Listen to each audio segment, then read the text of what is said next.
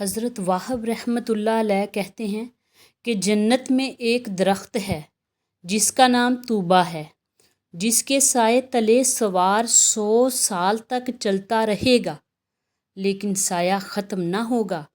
اس کی تر و تازگی کھلے ہوئے چمن کی طرح ہے۔ اس کے پتے بہترین اور عمدہ ہیں، اس کے خوشے عنبرین ہیں، اس کے کنکر یاقوت ہیں، اس کی مٹی کافور ہے، اس کا گارا مشک ہے، اس کی جڑ سے شراب کی، دودھ کی اور شہد کی نہریں بہتی ہیں۔ اس کے نیچے جنتیوں کی مجلسیں ہوں گی۔ یہ بیٹھے ہوئے ہوں گے کہ ان کے پاس فرشتے اونٹنیاں لے کر آئیں گے جن کی زنجیریں سونے کی ہوں گی، جن کے چہرے چراغ جیسے چمکتے ہوں گے، بال ریشم جیسے نرم ہوں گے، جن پر یاقوت جیسے پالان ہوں گے، جن پر سونا جڑو ہو رہا ہوگا، جن پر ریشمی جھولے ہوں گے۔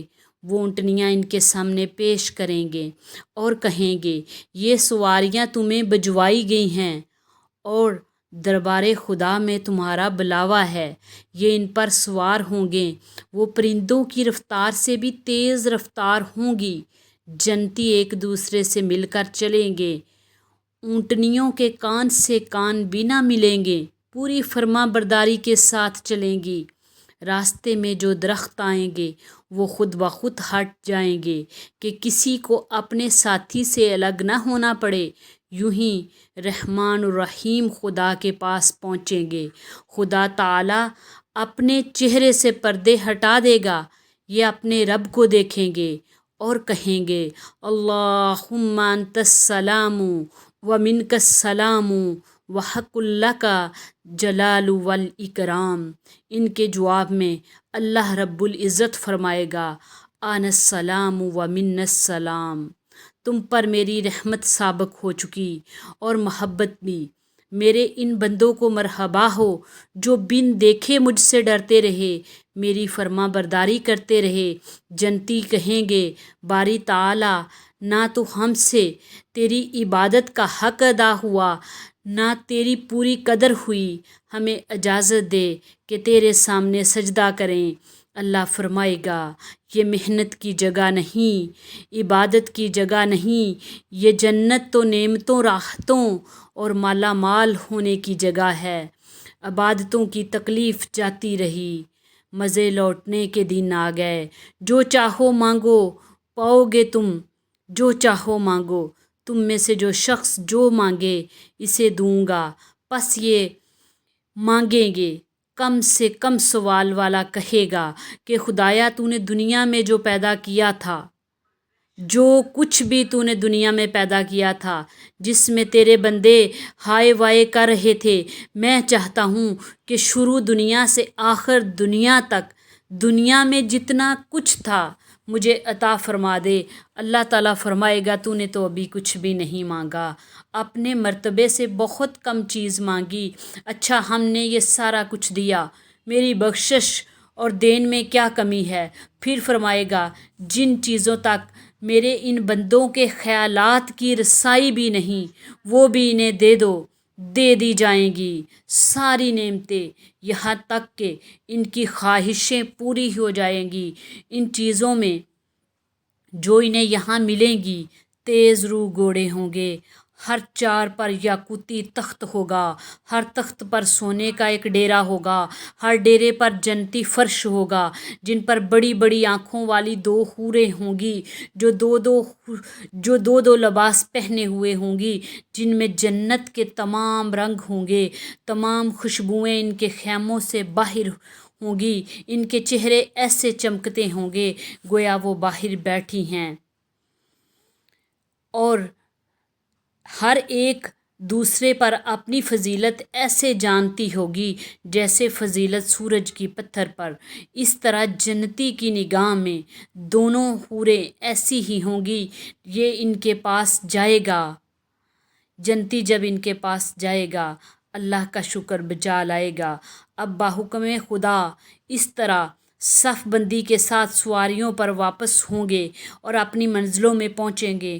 دیکھو تو صحیح خدائے وہاب نے انہیں کیا کیا نعمتیں عطا فرما رکھی ہیں۔ وہاں بلند درجہ لوگوں میں، اونچے اونچے بالا خانوں میں، جو موتی کے بنے ہوں گے، جن کے دروازے سونے کے ہوں گے، جن کے تخت یاقوت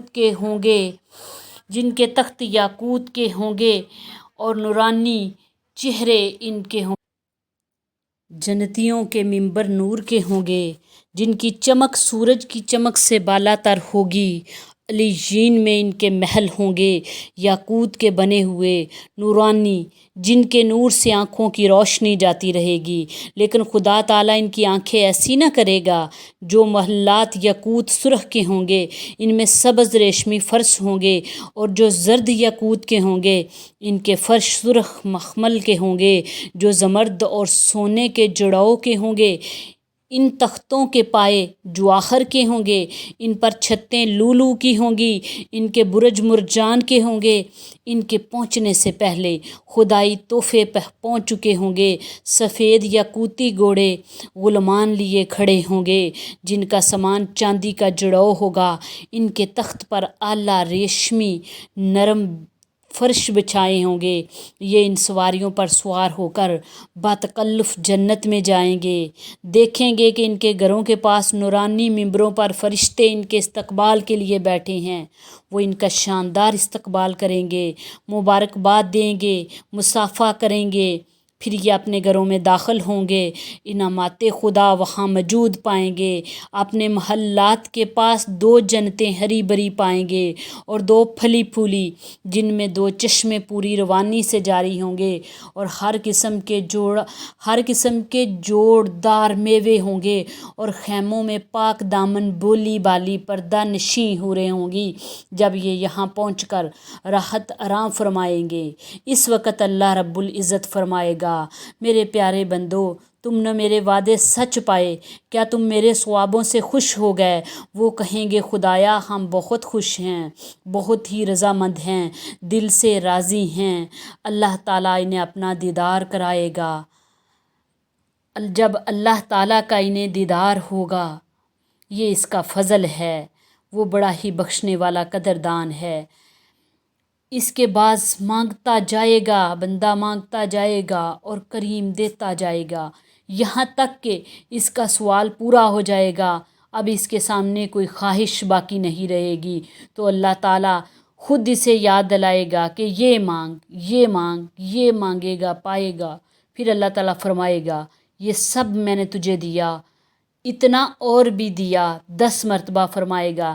صحیح مسلم شریف کی حدیث قدسی میں ہے کہ اے میرے بندو، تمہارے اگلے پچھلے انسان جنات سب ایک میدان میں کھڑے ہو جائیں اور مجھ سے دعائیں کریں اور مانگیں، میں ہر ایک کے تمام سوالات پورے کروں گا، لیکن میری بادشاہت میں اتنی بھی کمی نہ آئے جتنی کمی سوئی کو سمندر میں ڈبونے سے سمندر کے پانی میں آتی ہے۔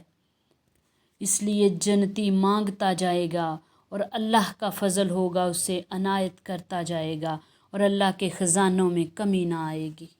اللہ تعالی ہمیں جنت الفردوس کے اعلیٰ مقامات نصیب فرمائے، آمین یا رب العالمین۔